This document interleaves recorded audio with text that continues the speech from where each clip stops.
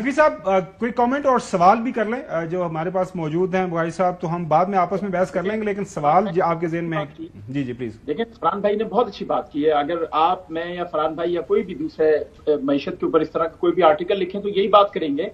کہ یہ جو اصلاحات ہیں یہ تو ہمارے کرنے کی بنتی ہیں. یہ ساری چیزیں اگر آئی ایم ایف نے اصلاحات اتنے سارے جو پوائنٹس آپ نے ابھی بتائے اپنے انٹرو میں، اگر واقعی یہ ہم اگر ملک سے مخلص ہوں تو یہ تو ہمیں کرنا چاہیے. یہ سارے ٹیکسز ہمیں لگانا چاہیے، یہ ساری اصلاحات ہمیں کرنا چاہیے، اور اسی طرح ہم آگے بڑھ سکتے ہیں بجائے اس کے کہ باہر سے کوئی آ کر کرے. چوہی صاحب سوال کر لیجیے گا. جی نہیں، فرحان بخاری صاحب یہ فرمائیں کہ ٹھیک ہے آئی ایم ایف سے لون لینا چاہیے تھا، نہیں لینا چاہیے تھا، اگر پیکج نہ لیتے، اگر ان سے نہ معاملہ کرتے تو جو نیچے کی طرف تھا سفر نہیں رکنا. As a result of this achievement by this government, let's put it like this,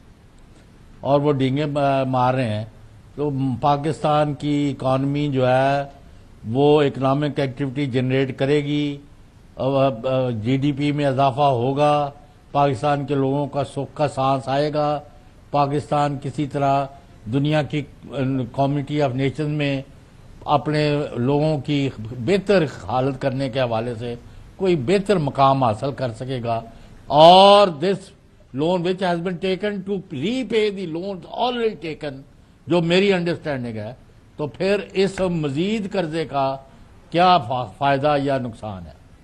جی بہت شکریہ چوہی صاحب. دیکھیے ایک طرف تو جیسے میں نے عرض کی کہ دیوالیے سے آپ فی الحال بچ گئے ہیں، اور یہ صحیح ہے کہ جو آئی ایم ایف کا قرضہ آپ کو ملے گا سال کا تقریباً $2 ارب ہے، اوسطاً $7 ارب 3 سال میں ہے. اس کے نتیجے میں آپ مزید مقروض ہوں گے، آپ دوسری جگہوں سے قرضے لے کر اور اپنے قرضے واپس کریں گے، تو آپ نے اس حد تک تو کوئی بہت بڑا تیر نہیں مارا سوائے اس کے کہ آپ دیوالیے سے فی الحال بچ گئے. اصل مسئلہ یہ ہے کہ اب آپ اپنی معیشت کی اصلاح کس طرح کریں گے اور کیا کریں گے یا نہیں کریں گے، کیونکہ ماضی میں ایک لمبی داستان ہے پاکستانی حکومتوں کی. مختلف حکومتوں نے وعدے بھی کیے اور پھر وعدہ خلافی بھی کی بین الاقوامی سطح پہ بین الاقوامی اداروں سے. تو اب اگر آپ نے اپنی سمت بدلنی ہے تو پھر آپ کو اندرونی طور پہ بہت سی چیزیں تبدیل کرنے کی ضرورت ہے، پاکستان کی بہتری کے لیے تبدیل کرنے کی ضرورت ہے. مثلاً حالیہ ہفتوں میں، حالیہ مہینوں میں، اور یہ میں بالکل کوئی سیاسی سٹیٹمنٹ نہیں دے رہا، میں اس بات پہ زور دینا چاہتا ہوں، یہ پولیٹیکل سٹیٹمنٹ نہیں ہے. کوئی بھی حکومت ہوتی ہے اگر وہ اس قسم کے کام کرتی میں اس پہ تنقید کرتا کہ جی کس قسم کی متنازع باتیں ہو رہی ہیں. ابھی گزشتہ چند دنوں میں ہی ہم نے سنا جی ہائی سپیڈ ٹرین راولپنڈی سے لاہور تک جو کہ 2 گھنٹے سے کم عرصے میں ایک جگہ سے دوسری جگہ تک مسافروں کو پہنچائے گی، اور کتنے 100 ارب یا کتنے ارب روپے اس کے اوپر خرچ ہوں گے، وہ ایک لمبا حساب ہے. اچھا جی پنجاب میں 5 ایکسپریس ویز کی بات ہو رہی ہے، 300 ارب روپے سے زیادہ کا تخمینہ ہے. اور سب سے بڑی مذاق خیز بات تو یہ ہے کہ راولپنڈی سے مری تک ایک ایسی ریل گاڑی چلائی جائے گی جس کی چھت اور جس کی دیواریں وہ سب کی سب شیشے کی ہوں گی تاکہ اندر بیٹھے ہوئے لوگ باہر کے مناظر دیکھ سکیں. یہ تو ملک کے لیے غلط راستہ ہے، کیونکہ آپ مزید مقروض ہوں گے، اور اس قسم کے پروجیکٹ کے نتیجے میں دور دور تک کہیں یہ نہیں کہا جا سکتا کہ آپ کی معیشت کو وہ سہارا ملے گا، وہ اس میں گروتھ کا پوٹینشیل یعنی بڑھوتی کا پوٹینشیل بہتر ہوگا، جس سے آپ آگے جا کے 24ویں کے بعد 25ویں پروگرام میں نہ جائیں. اب آپ کو ضرورت ہے کہ آپ سیریسلی کام کریں اور ملک میں شرح نمو یعنی اکنامک گروتھ ریٹ کو آپ ریوائیو کریں، دوبارہ اسے اجاگر کریں. آپ کی خاص طور پہ زرعی معیشت جس کا یہ ذکر کیا گیا ہے کہ اب سپورٹ پرائس سے اس کی کوئی گنجائش نہیں ہے، لیکن وہ گندم کی سپورٹ پرائس اس سال جو ایک دم سے حکومت پنجاب نے ختم کی، آئی ایم ایف پروگرام سے پہلے ختم کی، کہ اپنا ہی اعلان کیا، ایک قیمت 4000 روپے فی من گندم کی، اور پھر اس کے بعد گندم 2500 پونے 3000 روپے فی من بکی، جس کے نتیجے میں کسان آپ کا اتنا زیادہ مقروض ہوا ہے کہ وہ ابھی تک آپ اپنے قرضے دے رہے ہیں. آگے اس قسم کی صورتحال یعنی سپورٹ پرائس کی صورتحال نہیں ہو سکے گی، ٹھیک ہے، لیکن اس کے علاوہ بھی آپ کو اپنی زرعی معیشت کو سنبھالنا ہے، آپ کو اسے سہارا دینا ہے، کیونکہ اشیاء خرد و نوش کی قیمتوں میں پاکستان میں گزشتہ 7 سے 8 سال میں جتنی بری طرح سے اضافہ ہوا ہے، اور اس سے پہلے بھی تھا، لیکن یہ سال جو اگر آپ ڈیٹا اٹھا کے دیکھیں تو اتنی زیادہ قیمتیں بڑھی ہیں، لوگوں کی قوت خرید کے اندر کافی زیادہ جو بہت زیادہ. سب سے بڑا جو ایک ہمارے اوپر کویسچن مارک ہے وہ یہ ہے کہ ہماری جو ٹیکس وہ جی ڈی پی وہ جو ریشو ہے وہ ہم بہت ہی وہ ڈسمل ہے. مطلب ہم کوئی 9 کے آگے پیچھے ہیں، 9-10 کے آگے پیچھے جی ہیں، بالکل، اور عرصہ دراز سے چلے آ رہے ہیں۔ سے اسی کے ارد گرد ہم ہمارا جو ٹیکس نیٹ ہے وہ ہم کیوں نہیں اس کو بڑھا رہے؟ ملک کی آبادی بڑھ رہی ہے، ہم دیکھ رہے ہیں کہ بزنس بھی بڑھا ہے اوور دی ایئرز، لیکن یہ جو مسئلہ ہے اب آئی ایم ایف کو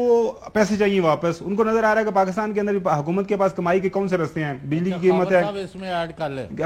جی میں ایڈ کرتا ہوں، گیس کی قیمت ہے، آپ نے یہ وہ چیزیں لگائے جو چارجز ہیں اسی کے اندر اضافہ کر دیں۔ یہ ہمارے پاس کوئی انوویشن کیوں نہیں آتی کہ ہم وہ سیکٹر جو کہ ابھی تک ٹیکس نیٹ میں نہیں ہے ان کو ٹیکس نیٹ میں لایا جائے؟ چوہے صاحب آپ اسی کے متعلق کوئی سوال کرنا چاہ رہے ہیں یا کوئی اس کے علیحدہ کرنا چاہ رہے ہیں؟ پھر میں دوبارہ کر لیجیے۔ آئی ایم ایف کے پیکج پر اچھا میں بعد میں ایڈ کر، ہاں آپ آ جائیے گا، بھی ہیں ہمارے ساتھ بخاری صاحب جی۔ دیکھیں اس سوال کے کئی جواب ہو سکتے ہیں، تفصیلاً بھی بات ہو سکتی ہے، لیکن بنیادی بیماری ایک ہی ہے اور وہ سال سے چلی آ رہی ہے، وہ ہے فقدان آپ کے یہاں نیک نیتی کا۔ ہر حکومت میں جب یہ بات ہوئی ہے ٹیکس کے اصلاحات کی، خاص طور پہ آمدن پہ ٹیکس لگانے کی، ٹیکس نیٹ بڑھانے کی، تو پتہ یہ چلا ہے کہ حکومت میں اثر رسوخ ایسے طبقات کا سامنے نظر آیا ہے کہ جنہوں نے اصلاحات کے پروسیس کو، اصلاحات کے راستے کو روکا ہے اور اس کے نتیجے میں وہ اصلاحات نہیں ہو سکیں۔ کچھ شعبے ہیں جو کہ ایگزیمپٹ ہیں، لیکن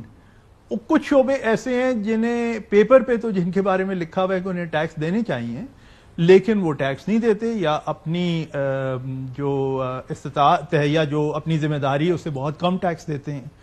اس وقت کاروباری اور صنعتی شعبوں کے بارے میں یہ کہا جاتا ہے کہ وہاں پہ بڑے پیمانے پہ ایویژن ہوتی ہے، یعنی ٹیکس کی چوری ہوتی ہے، حالانکہ آئین اور قانون کے تحت انہیں ٹیکس دینا چاہیے، ٹیکس نیٹ میں ہیں لیکن لوگ نہیں دیتے۔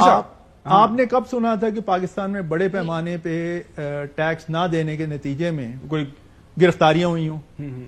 امریکہ میں پچھلی صدی میں سب سے بڑا بدماش ایک آدمی تھا ال کپون، وہ ٹیکس کے چکر میں پکڑا گیا، وہ ٹیکس ایویژن کے چکر میں پکڑا گیا تھا، اور کیونکہ وہ امریکہ میں یہ کہا جاتا ہے you can get away with murder, لیکن ٹیکس ایویژن ہو جائے تو آپ کے جو ہے نا جو ہے جنریشن آفٹر جنریشن ان کو بھگتنا پڑتا ہے۔ جو چوہے صاحب سوال کیجیے گا۔ فرحان صاحب اور خاور صاحب یہ بتائیں کہ ہم نے تو یہ سنا ہے کہ جس ملک نے بھی آئی ایم ایف کا پیکج لیا ہے اس کی اکانومی اٹھی نہیں ہے، دلدل میں ہی دھنسی ہے۔ Is it correct? چوہی صاحب یہ ایک سوچ ہے اور اس کے پیچھے شواہد بھی بڑے ہیں، لیکن بالآخر پھر آپ کو یہ تسلیم کرنا پڑتا ہے کہ جو مقروض ملک ایسے ہوئے ہیں یا جنہوں نے قرضہ لیا ہے، پھر ان کے اوپر بھی تو کچھ ذمہ داریاں ہیں، وہاں پہ جو ارباب اقتدار ہیں ان کے اوپر بھی تو کچھ ذمہ داریاں ہیں کہ اپنی ذمہ داریاں پوری کریں، اپنے ملک کی سمت دوسری طرف بڑھائیں، بہتری کی طرف لے کے جائیں۔ تو یہ صرف اور صرف ایک اس کا پہلو نہیں ہے کہ آئی ایم ایف سے اگر قرضہ ملے گا یا کوئی قرضہ لے لے تو وہ ضرور ہی تباہی کا راستہ ہے۔ اس کا دار و مدار یعنی جو اگلا راستہ ہے یا جو نتیجہ ہے اس کا دار و مدار اس ملک پہ بھی ہے، اور جو وہاں پہ حکمران طبقہ ہے